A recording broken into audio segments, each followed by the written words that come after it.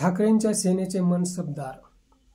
शिवसेनेत जरी उभी फूट पडली असली तरी ठाकरेंनी सुप्रीम कोर्टापर्यंत आपली लढाई नेली आहे. त्याच सरकार पक्षाचे ऐकण्याऐवजी संविधानाचे ऐकण्याचा सल्ला सुप्रीम कोर्टाने तामिळनाडूच्या राज्यपालांना दिला. तसाच काहीसा निर्णय महाराष्ट्रात लागण्याची शक्यता आहे. अशा वेळी ठाकरेंनी घासून पुसून निष्ठावान नेत्यांना पक्ष बांधणी सामावून घेण्याचा प्रयत्न केला आहे. कोल्याने कितीही रंगसफेदी केली तरी त्याचा वाग कधीच होत नाही.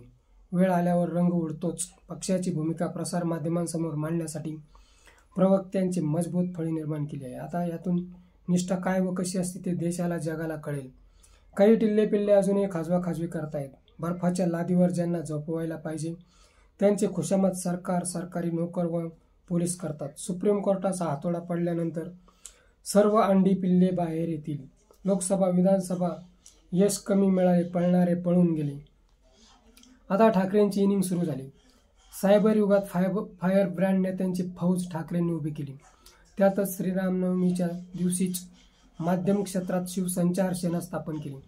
आता प्रवक्ते नियुक्त करून दमदार पाऊल टाकले. खासदार संजय राऊत व खासदार अरविंद सावंत, प्रियंका चतुर्वेदी हे दिल्लीत पक्षाची भूमिका मांडतील. ॲडव्होकेट अनिल परब जनसंपर्क प्रमुख, ॲडव्होकेट हर्षल प्रधान, सुषमा अंधारे, आनंद दुबे तसेच बुलढाणा येथून विद्यमान विधानसभा लढविलेल्या फायर ब्रँड नेत्या जयश्री शेळके यांच्यावरही प्रवक्ते पदाची जबाबदारी सोपवली आहे. बुलढाण्यात महिला बचत गटाच्या माध्यमातून त्यांचे मोठे काम आहे. उत्तम वक्ता असून संजय गायकवाड यांना घाम फोडला होता.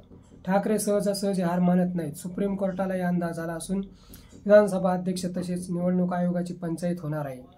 पक्ष व चिन्ह सोम्यागोम्याला बहाल करणे हिंदुस्थानी सोडा कोणत्याच राज्यघटनेत बसत नाही. त्यावर जालीम उपाय समोर येईल.